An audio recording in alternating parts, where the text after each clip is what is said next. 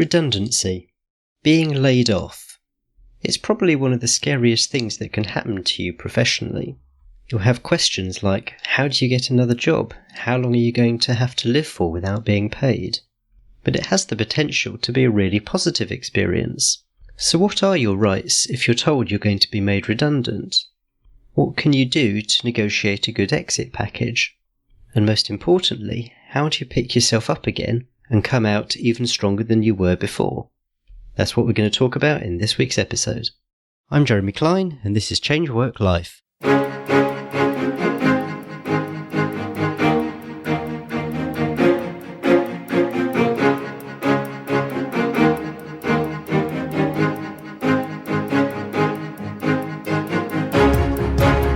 Hello and welcome to Change Work Life, the show that's all about beating the Sunday evening blues and enjoying Mondays again. If you want to know how you can enjoy a more satisfying and fulfilling working life, then you're in the right place. It's fair to say we're living in somewhat uncertain times. The employment market as we've come out of the COVID pandemic seems to have been pretty strong for employees, but economically, who knows what the next year or two holds. The unfortunate fact is that you may find yourself in a redundancy situation where you're getting laid off. The question is, how can you make the best of it? What can you do to make a, let's face it, pretty scary situation more positive? How can you make sure you bounce back even stronger than before? That's what we're covering this week, and I'm delighted to welcome this week's guest, Tina Neve of Human Decisions. Tina spent 30 years working in human resources and executive search before transitioning into coaching. She's both a trained coach and a counsellor, and she now works with midlife professionals who are seeking a happier, more fulfilling working life. Well, that's definitely something I can get behind. Tina, welcome to the podcast. Lovely. Great to meet you this morning, Jeremy, and looking forward to our discussion this morning. So when I first introduce coaching to clients, I'm always very careful to tell them that it's not counselling. But you do coaching and counselling, so I'm intrigued as to how the counselling bit fits in and what it adds to your practice. It's a really interesting one, and I'm just finishing an MSc in integrative counselling and coaching. It is fairly unique as a course. I'm in my research year, but the first 2 years were integrating both of those things. And traditionally, I think counselling has been seen as looking at the past. Coaching is potentially seen from looking at the present going forward. But actually, as humans, we're a bit more complicated than that and not quite as binary or as linear as looking at those things in quite a simple way. And the course I was on actually uses a model called personal consultancy, which enables you to look at past and existing behaviours and how you can develop new behaviours going forward, and also work either at surface or depth, depending on the situation with the client. So whilst I predominantly work within the coaching space, I do actually spend some time looking at perhaps existing behaviours and perhaps some past events that may have an influence in that individual and how they may move forward. And can you tell us a little bit about your transition, so how you came to move from HR and executive search into coaching / counselling? Yes, of course. In my last role within executive search, I was a lead for the interim practice where I worked. I was an executive search, and that was at a time after the crash, 2008, 2009 and onwards. And I spent a lot of my time during that period actually supporting individuals who'd found themselves, interestingly, made redundant, because that was a huge period of time when people's CVs were completely thrown upside down after the financial crash, and helping support them. And at that point, I spent a lot of time, I suppose, unofficially career coaching, supporting people at points of transition. I then had my own personal scenario change significantly when I lost my mum and my dad within a short period of time, within 18 months of one another. And perhaps where the counselling came in here is that I effectively hit an emotional brick wall with my mum was announced as being terminally ill and did seek counselling. And after she passed away, I found myself with a blank sheet of paper for the first time in my career, probably, and a space. And I decided that I would like to pull together my knowledge and capability from the recruitment side and the HR side of things into career coaching, and then developed that further, adding the counselling on top. So that's what brought me to where I am today. Brilliant. Well, thanks so much for sharing that. So let's set up what we're going to talk about today. So we're broadly going to cover 3 different areas. So there's the legal framework and the employee's rights around redundancy. There's the negotiation aspects of it, so negotiating a redundancy payout, any compromise agreement, that kind of thing. And then thirdly, and probably most importantly, what you do as an individual, how you pick yourself up and move forward from a redundancy situation. I'm conscious that when we talk about the legal framework, we are going to be focusing on the UK, so apologies to my non-UK listeners, but when we move on to the other sections, I'm sure there's going to be some stuff in there that's helpful for you wherever you are in the world. I better just put in my disclaimer. Yes, we'll be talking about legal framework, but please don't take this as legal advice. Tina isn't a lawyer. Yes, I am a lawyer, but I'm not an employment lawyer and I'm not your lawyer. So please don't take any of this as legal advice. It's just information. It's not to be relied upon. Do take your own professional advice in your own circumstances.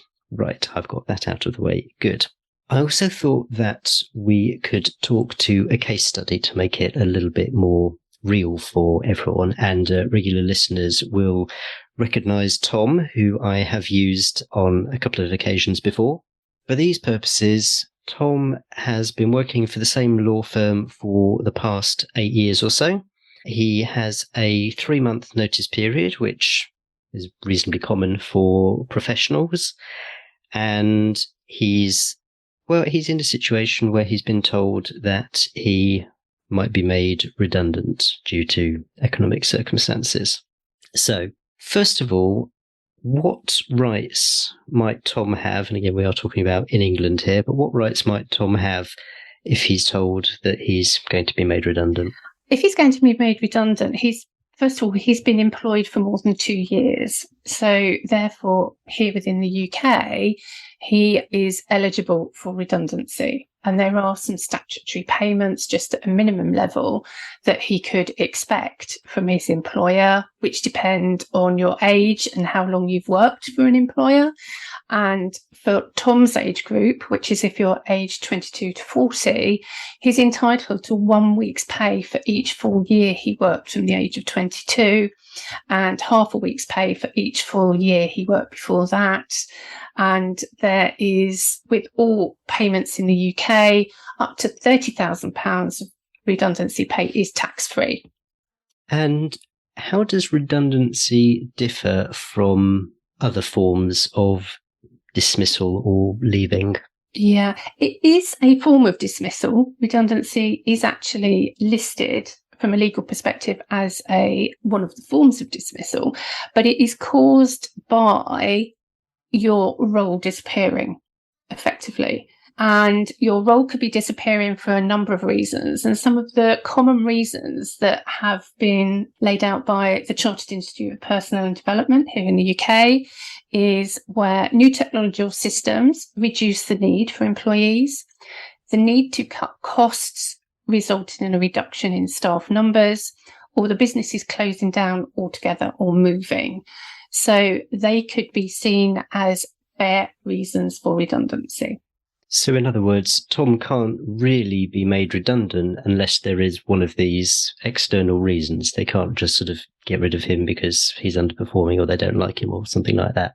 So it really is, genuine redundancy only arises if it is attributable to the fact that the employer requires fewer employees to carry out work of a certain kind or expects that the requirements for employees has reduced. Okay, so there's been some kind of a meeting at work. Tom and all his colleagues have been put into a room and told that there is going to be a redundancy situation and that some of them are going to be made redundant.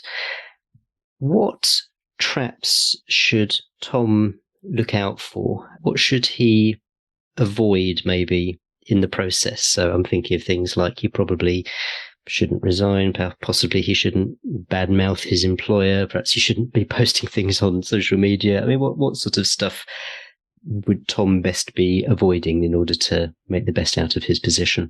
I think jumping to conclusions and actually falling into a trap of assuming that XYZ is going to happen. Not all employers are good at managing redundancy. So I think one of the things he should avoid is getting caught up in gossip with other people, if he can, and trying to perhaps keep his own counsel to a certain extent at this point. I think it's very easy to get caught sort of having conversations with other people who may feel that they've got an inside track on what's happening, etc. So I think it's be wary of gossip, be wary of other conversations, and actually try and keep focused on the facts of the situation. And what things you mentioned how a lot of employers don't do this very well. Yeah. What things is it worth Tom looking out for that employers might not do right, which possibly could give him a bit of leverage? Yeah, there should be some sort of fair procedure that happens. So hopefully his manager hasn't just told them that there's going to be redundancy, but he should ideally seek some information about the reasons and potentially what criteria they're going to use to make people redundant from that point of view. And so if Tom is, say, one of 3 lawyers of a similar level of qualification, and he's told that one of those 3 is going to be made redundant, then he should presumably then ask, okay, so by what criteria are you going to make this decision? And it could be something as simple as last in, first out, which is sometimes a way of doing it, for example. Not always the best way, but it can be. If he knows the criteria, then that can potentially take away some of the worry, because he might not fall into that category, or he may do. And presumably if he goes into a meeting and is told, sorry, Tom, but we're letting you go, he can ask at that stage what the criteria were and how he measured up against them. Yes. Yeah. It's within his rights to say how they've come to that decision. Is it worth him asking for that in writing if that's possible? Yeah, he can. There should be some sort of procedure, and an employer shouldn't shy away from, if they've done things properly, actually shouldn't shy away from actually providing some information to him. I think one of the things also that is important is keeping any documentation or to take any notes of any meetings that happen as well. So if you are called into a room and things are said, the shock at the time can be very much around, your thoughts and your feelings and what impact this may have. But from a practical level, I would suggest that anyone that is in that room and has that conversation should actually physically make a note afterwards who was there and what was said. Can Tom request that someone goes into the meeting with him? So another colleague or someone, I don't know, he probably doesn't have a union representative if he's a lawyer, because we don't really have much of a union. But can you request someone to go in? There may be a representative within the organisation that he can use. Yes, he can request that, whether that be agreed to or not. But yeah, he's within his rights to request that someone is in that. He may not want to do it early on. He may want to sort of keep that as an option should the discussions not be as polite and as open as he would have liked. Now, one of the things I understand employers have to do is to check whether there might be any positions elsewhere in the organisation which could be a good fit. So let's say Tom is offered something which he thinks Yeah, don't really fancy that. Is there a good way of turning that down without it affecting your ability to negotiate your exit or anything like that? So on the one hand, it's sort of, well, you had an offer here. This was a perfectly good job. On the other hand, he's kind of thinking, I'm probably going to do better elsewhere. There is a suitable alternative comes. Your employer must offer it to you before you're made redundant. It may be a case that more than one person is suitable for the same role, and your employer may even hold interviews for that.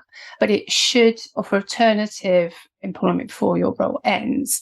You do not have to take the job if you don't think it's suitable. That can depend on how much you're paid and what the benefits you'll get. For example, that not may be the same. Where the job is, whether you'll have to travel further, how similar the role is to your current job, and what terms you're being offered, and the skills and abilities in relation to the role. Can you suggest your own alternative? I mean, say you've been thinking about a career change and there's another department within your organisation, which might be pretty unrelated to what you do, but you fancy having a crack at it. Can you suggest that? Yeah, you can do, for sure, because if you're at a point in your career where actually a change may actually benefit you, or actually get an experience within an alternative department, from a legal perspective, it might be a slightly different pool of clients that you're working with than you used to work with. That could be something that could, one, give you some skills and capabilities that you haven't got already. If you are thinking that you may want to move, it may give you a bit more time to actually make the transition on your terms out of the organisation, rather than actually leaving now with redundancy. So let's assume that Tom has explored all these options and either they don't exist or his conclusion is, no, I think it's probably best that I do leave. Okay, let's see how much I can leave with.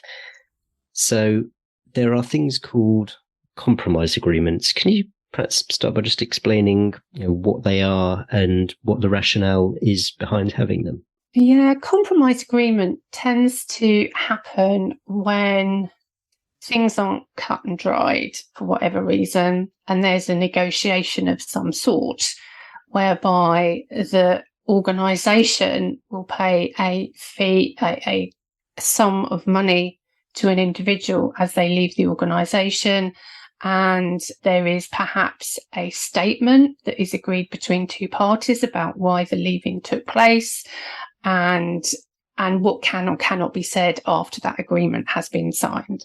In a redundancy situation, that may be that you don't share what your payout was, possibly, that is actually kept confidential between you and the employer. So that may be an additional piece to the final negotiated settlement. And in what way might things not be so cut and dried such that this becomes a possibility? Sometimes redundancies aren't as clear cut as a true redundancy. And in those situations, employers will often actually offer up really quite generous redundancy terms for employees to actually leave if there's mass layout and they want to actually reduce the size of the workforce. Then there are times when generous payments will be made so people can do that. And there are sometimes options, if there is a fine line, whether this is a true redundancy or not, whether the employee may have some leverage to actually increase that payment. So what sorts of things should Tom be looking out for that he might use to see whether he can increase his payment? I think the first thing to do is actually do your research and do your preparation. What does your current contract say? And that might even be down to what your job title is. It might be where you sit within the organisation, etc. There may be in your handbook actually some redundancy framework. The company may even have a payout system that is in place that is there for you to actually look at. So always do your research first, get all the documentation you can, the facts, the legal situation, and making sure you perhaps got a basis for negotiation. I can see there being a temptation to dredge things out of the past. So, maybe a couple of years ago, someone made a comment to Tom, which he decided to let go, but in a new light could possibly be considered discriminatory, maybe. Is that something that Tom might want to think about throwing into the mix, or is that just... I think you have to be really careful when you go down these paths. If it was something fairly recent and it was blatant, then that may be a road that you want to go down, because you can't make redundancy decisions from a discriminatory point of view. They have to be fair. So he may have, if there's something happened in recent times, a sort of path to go down as far as that's concerned as well. But again, the basis of all of this is, one, your contract, your handbook, what the employer says they will do in this situation as well.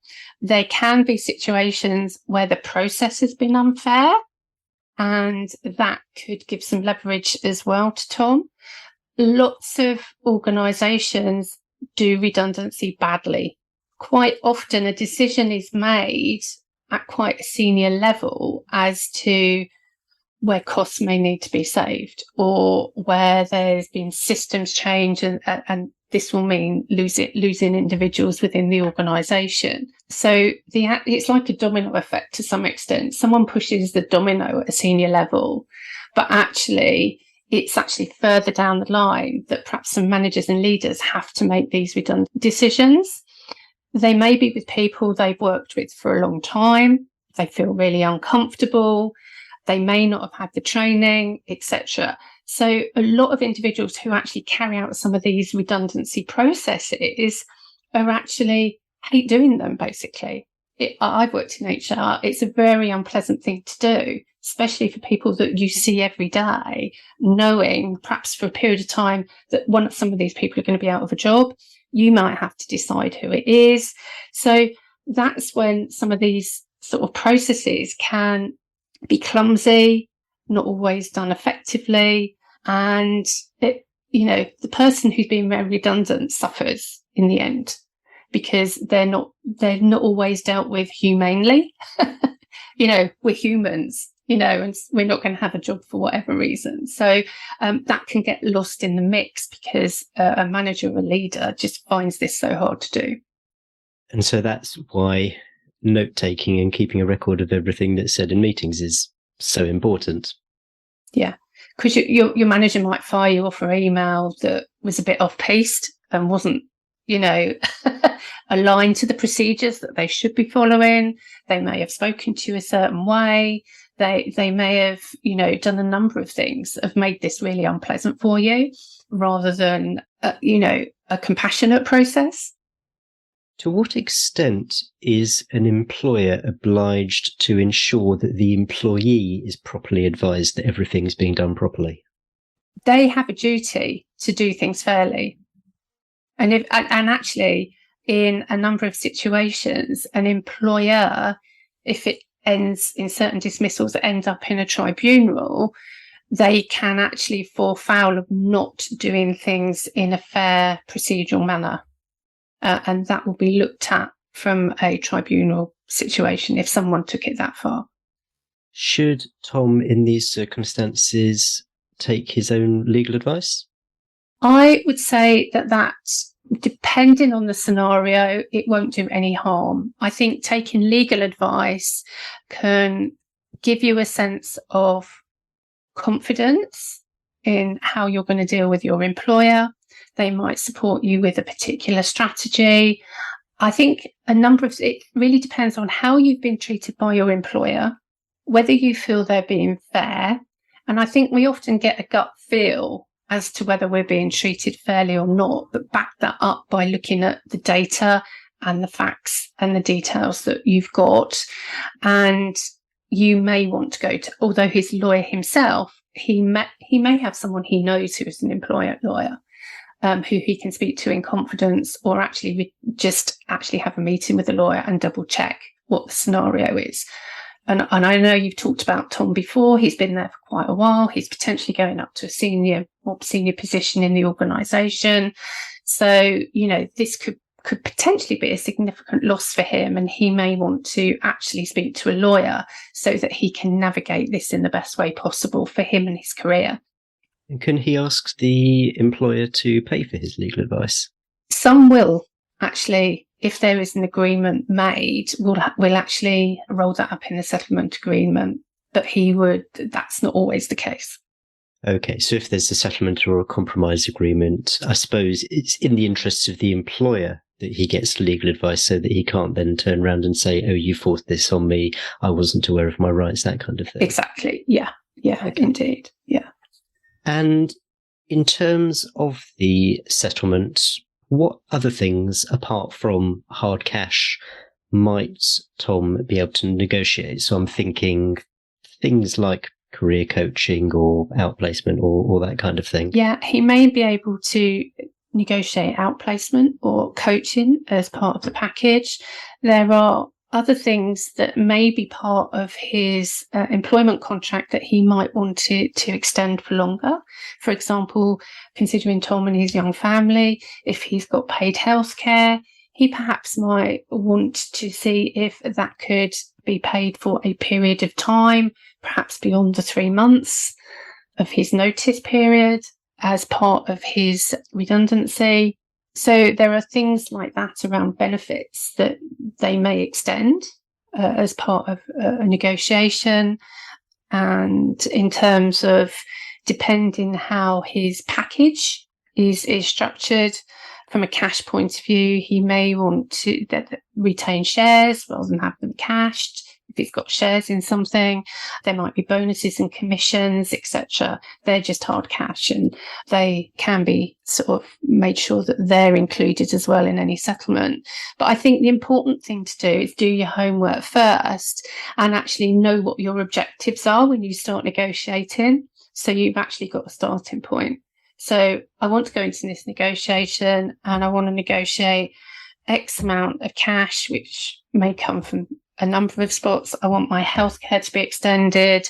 These are things I think I'm entitled to, so that you have actually got that starting point. And the contract's always your first port of call as far as this goes. What you're contractually entitled to. Actually, if this perhaps does look a slightly precarious redundancy situation, and then, you might want to ask for more money, because that might be worth their while and your while for you to come to an agreement and not make this messy.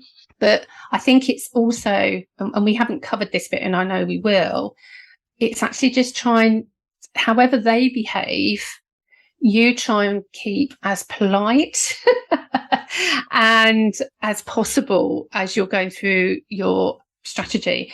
But always be clear, always be transparent in what you're asking for all the way through. And if you start with a sort of place where you want to end up and are clear with that, so this is where I'm starting, this is what I want to end up with, I'm just going to be polite and persistent and consistent with you all the way through these negotiations, whether you're doing it yourself or whether a lawyer's involved.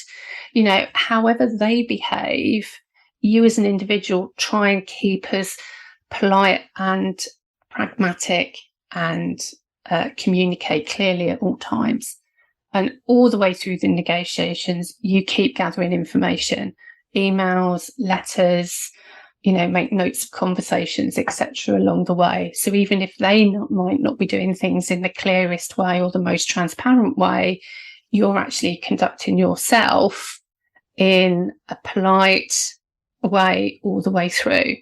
I know people can get very angry around redundancy situations. It can be really frustrating, etc. But if you can, as much as possible, keep as polite as possible, that will help with the negotiations as well.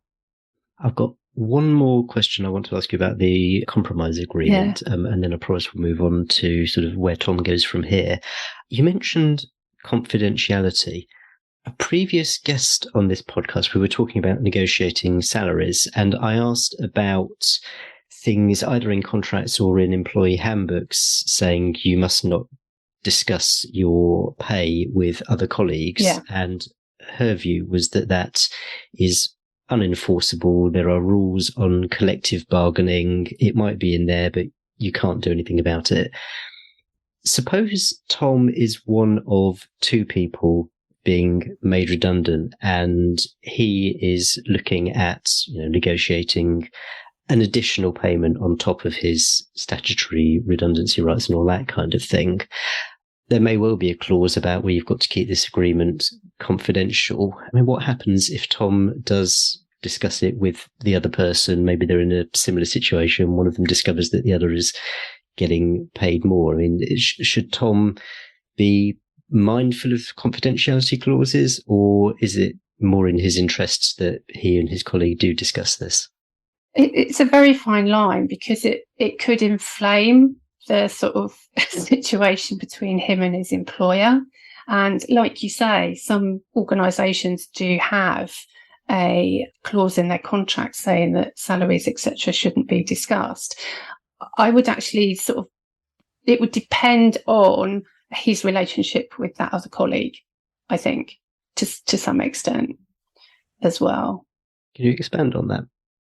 Yeah, because I think colleagues, depending on the environment and the culture of the organisation, may have different agendas in these scenarios. And, it can, I think, cause issues if you're sharing information sometimes. Sometimes it can help in these situations, but I think he needs to really decide on how he wants to proceed. I think it can help in some occasions, but I think it would very much depend on the culture and the nature of the organisation and how they're handling the situation. Like your previous guest, I don't think those clauses hold water, but I think it would depend on how it would affect the negotiation and Tom himself actually perhaps getting caught in machinations of another person's negotiation as well as his own at a time when you're perhaps emotionally not in a great place. I think that would be a sort of a factor in deciding whether to open those conversations or not. I hope that's not too vague. No, not at all. Not at all. That's really helpful. Thank you. Let's move on to where Tom goes from here. Now, obviously, everyone is going to be in a different position. Tom might have absolutely loved his job. He thought he was going to be there forever. He was going to get promoted, and he's absolutely crushed to find out that he's being made redundant. On the other hand, Tom might be thinking, okay, I've got an opportunity here. I was not really happy doing what I was doing. There's an opportunity here to do something differently, maybe even change career entirely. And I remember one previous guest describing his own redundancy situation where he said he was the only person who walked out of the meeting with a smile on his face. So there's the what Tom does next. There's also quite possibly an element of time pressure that he might be feeling. So if he does have a young family, mortgage, obligations, he's got to put food on the table and that kind of thing. So on the one hand, he might be thinking, this is an opportunity to do a complete career pivot, but how long is that going to take? How long am I going to be without an income coming in? And, he may have his own savings. Obviously, there might be a redundancy payout. Help Tom out. I think the first thing is to pause. I think it can be very easy to start taking action immediately. And the first thing a lot of people do is go for their CV and perhaps start taking action. But I think even if there are time pressures, I think you just need to stop, pause and rebalance for a short period of time and think about, where you are in your career now, what are all the positives you take from the previous role, And also, I think it's a chance also to reorient yourself around what your values are when it comes to your work, and also identify what your strengths are. And really, one exercise I sometimes do with people actually is something, who are you at your best? Actually think of a point in time in your career, not in the last few months when things might have been difficult because you're going to be made redundant, but, who are you at your best? What do you bring to your work? And I think it's that period of sort of rebalancing and pausing before you go straight into action and actually start taking, steps to get your next role. I think you do need to sort of take that pause to start with. So what might that result in? What might it look like, this sort of pausing and rebalancing, in terms of where Tom might get up to and then how that informs what he does next? I think it just gives you a bit of balance and clarity around ideally what you'd like to do next in your career. And then you can make some more informed decisions about what you do going forward. Now, if you're in a point where you have got time pressures, your next role may not be the one you really want. It may be a stepping stone. So don't always look for a complete reinvention of where you want to go in your career. It might be a slightly sideways step. For Tom, it could be working perhaps for a legal firm that has really good work-life balance because he's got a young family, his wife's at home, etc.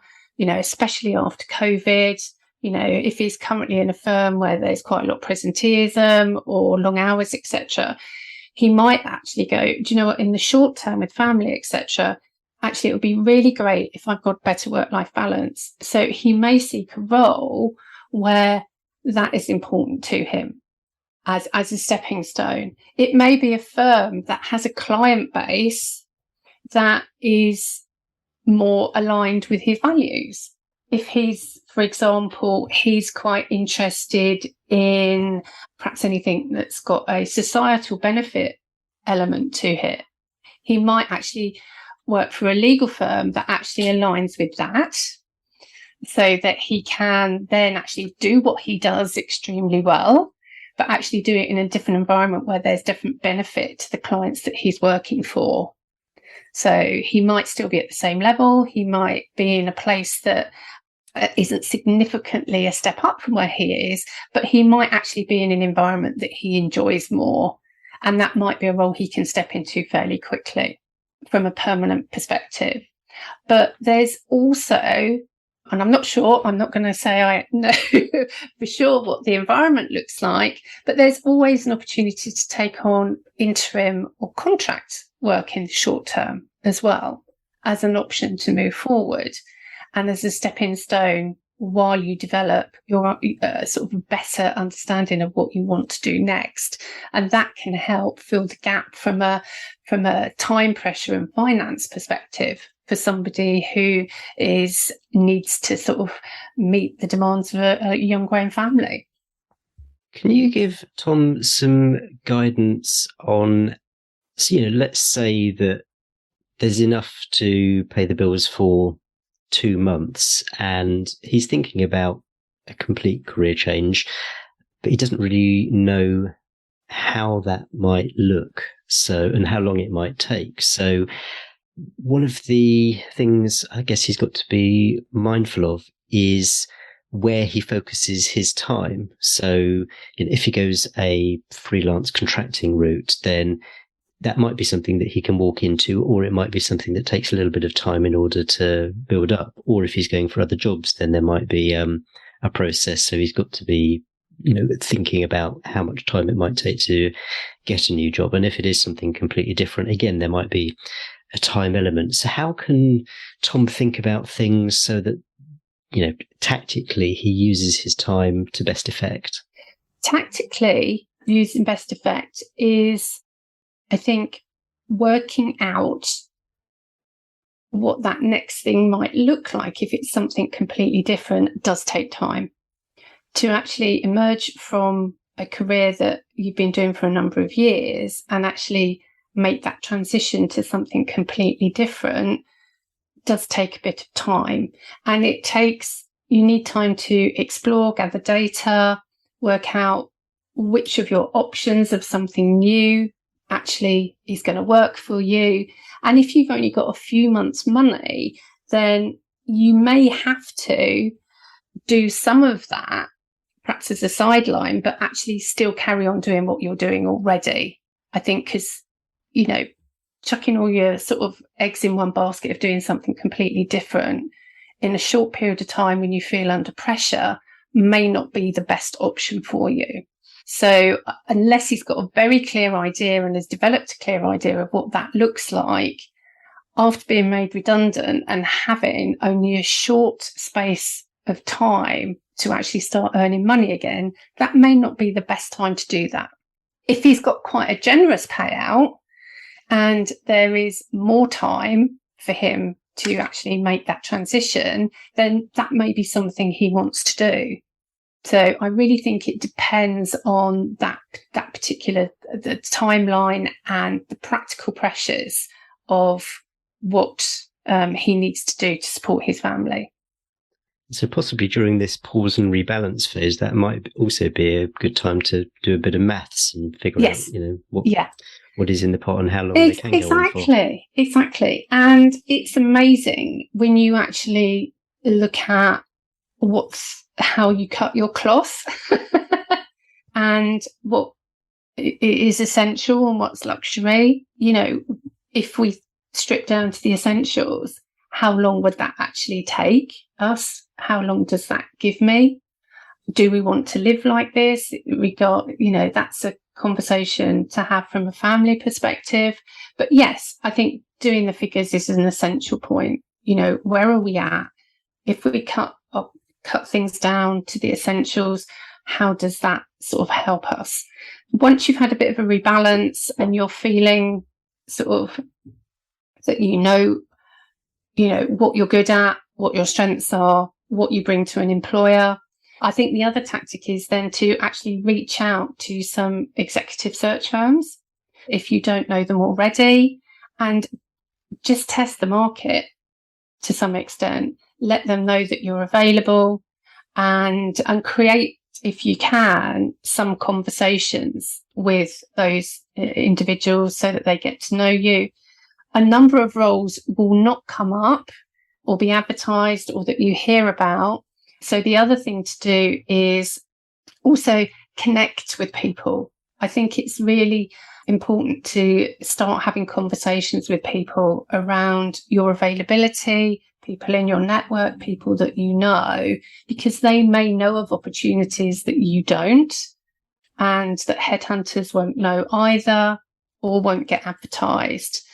And so I think that's important as well, because you might find that someone in your network will go, well, actually, I know someone who needs a bit of work doing, or actually they could use somebody like you, or I'll keep your name in mind if something comes up. And that can lead on to something as well. The subject of networking comes up so often on this podcast. And so this is just another example of how important it is. It is. And I know it's sort of going back a bit and sort of retrospective, but everyone should have a network and not actually wait until they're in a situation to form one.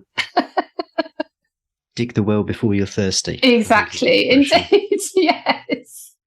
What are some of the ways that Tom can avoid blind panic and just thinking like he's got to go for something, anything, whatever it might be? And that might either be at the start, or maybe he's set himself, 3 months and he's getting to the end of that and nothing seems to be going anywhere. Some processes take a while to actually go through. Some executive search processes can take 3 months. The advantage Tom has, he hasn't got a notice period. So one of his advantages going into any process is that he can start fairly quickly. So that does put him at an advantage in those situations. I think it's important to not apply for everything. I think and make sure that he doesn't apply for things actually beneath his level. Because I think sometimes when people get a bit panicky and afraid, they can start applying for all sorts of things in the hope that something will land. And yes, applying for a new job is a numbers game to some extent, but actually, if you're applying for roles that aren't appropriate, you're wasting time and effort effectively. So I think the one thing to do is the pause and rebalance piece is around identifying to some extent, these are my skills, these are my capabilities, these are the types of roles that I can do, and hopefully and where can I do them? Because there may be legal opportunities, not in legal firms, but in other organisations, in the finance sector, in other sectors. There may be a move for a lawyer to go in-house into an organisation and work within an organisation rather than a practice. So there may be a number of areas. If he speaks to some exec search firms, they might be able to advise him on that if that's something he's thinking of doing. Good ones should be able to give you a sense of what the market's like and what you can think of, etc. But try not to apply for everything. And there's nothing more demoralising than applying for a role that you're overqualified for and actually then not being progressed. Because you can then almost set up this cycle of rejection to some extent, because you're just too good for the role that you've applied for in some circumstances. So it's actually knowing his worth, knowing the types of roles that he should apply for. And also, I think some people get caught into this scenario where they feel like they should be applying for work 24 hours a day, and then they build themselves up when they're not. And actually so from that perspective, it's actually having sort of quite a plan as well, a structured plan around where are the jobs likely to come up that I might be applying for. So they might be job boards, then there might be some particular legal exec search firms, it might be looking on LinkedIn, etc. There are only X amount of things you can do.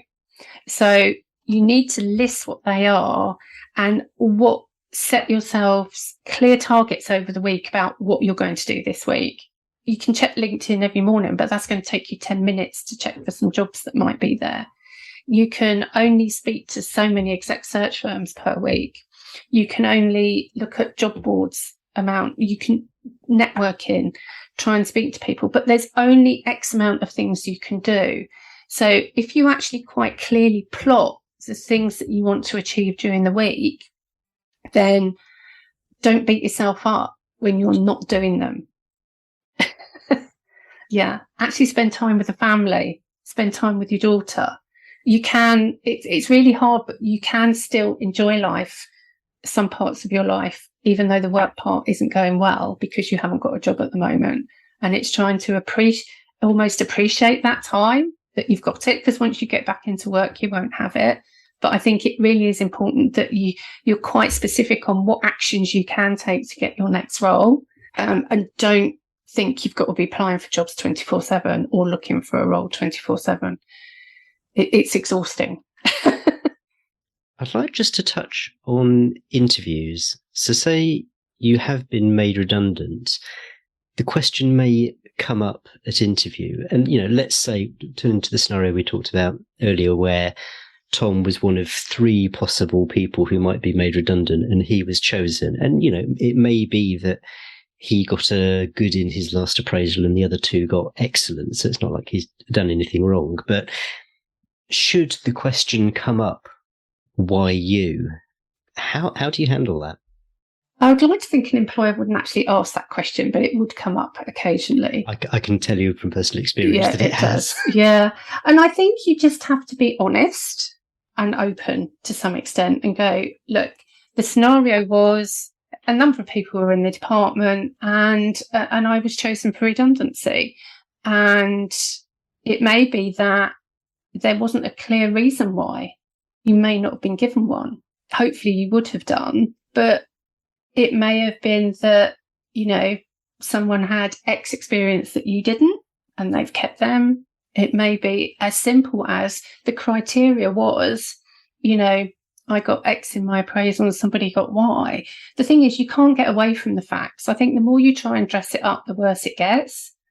I think you just have to be quite honest, open, and give headlines. I think it's one of the pitfalls that people fall into at interview is that when they're asked those types of questions, they then start throwing in the kitchen sink into the reason why these things happened. Because there are different levels of what happened.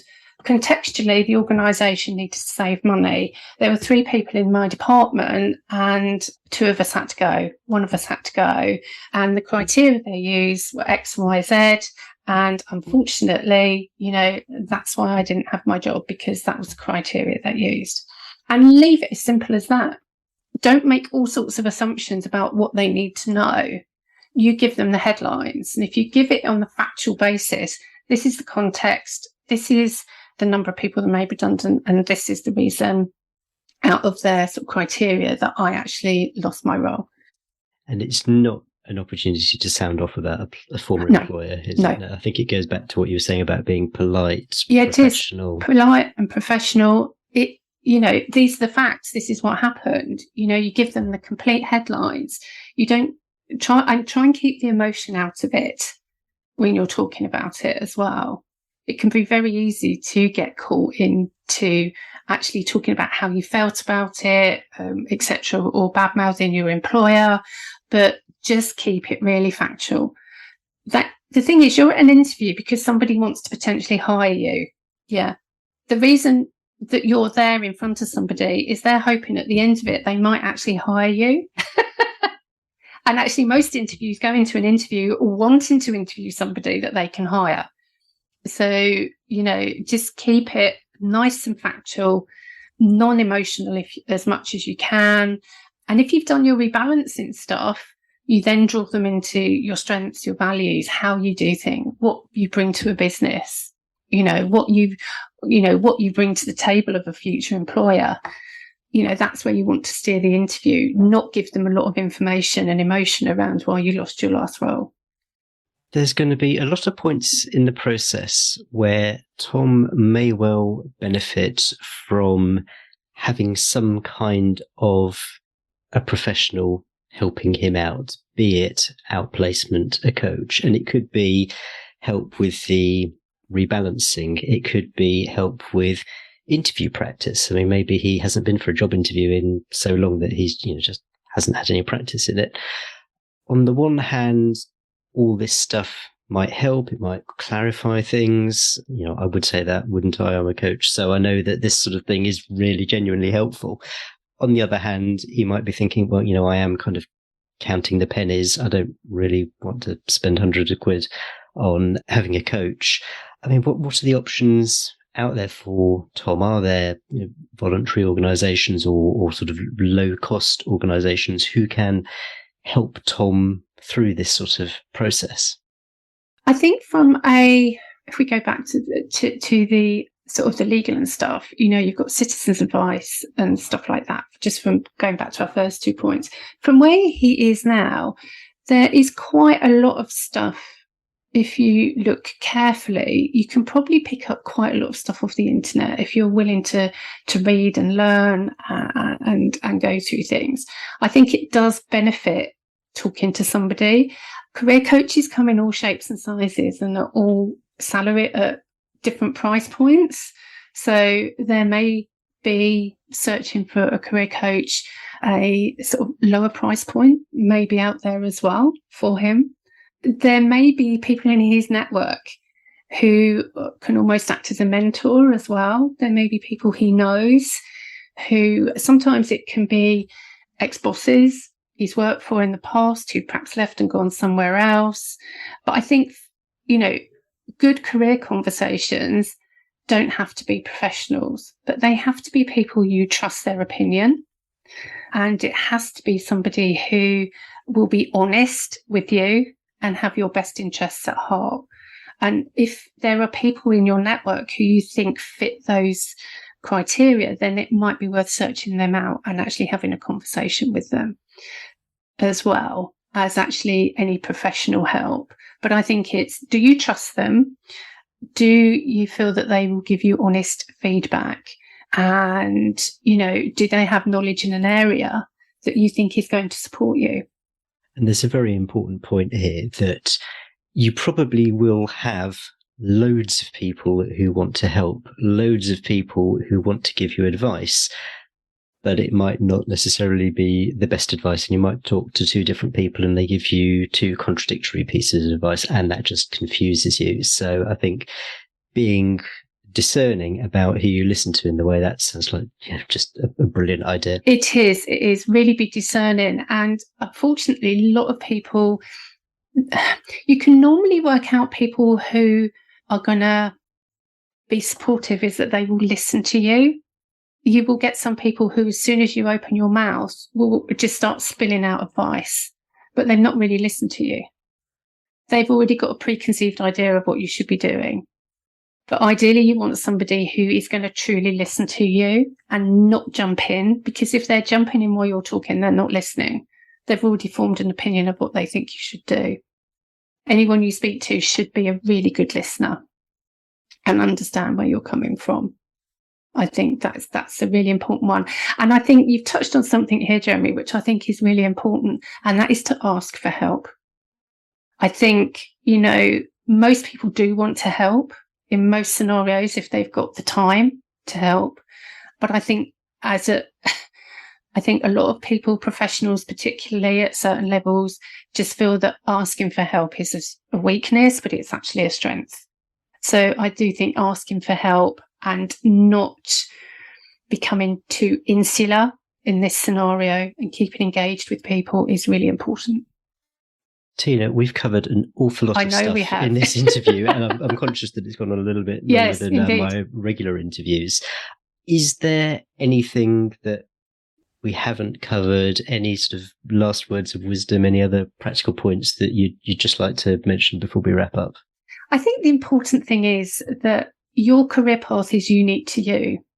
So even though you might have been thrown off course by a redundancy, what you do next is unique to you. So don't feel that because you haven't lived up to an expectation that you've done something wrong, because you haven't.